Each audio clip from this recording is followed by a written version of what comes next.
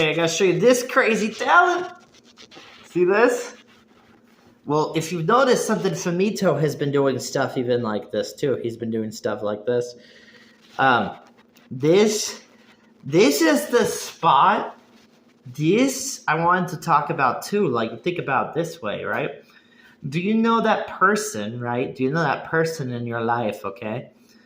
You know that person who goes on like, I got cash, so it has to be good, right? I spent money into this, so it has to be good. You know that kind of person? No, not even close. If you spent money, but then you found something you didn't spend money on, well, the thing that you didn't spend money on, right, that you didn't put cash into, that's how you get cool stuff like this. This is not, this is like meh. Like the forms of wealth, have a pattern just like everything else has a pattern, you know? Everything else. If you're going to get better at drawing, if you're going to get better at techniques, if you're going to get better at becoming something, if you're going to make something better, you're going to have to like look at everything, man. And this is actually a perfect time for me to say this too. I thought about with Sonic DX, which was on the Nintendo GameCube, and like the different frame rates and the different things that it had.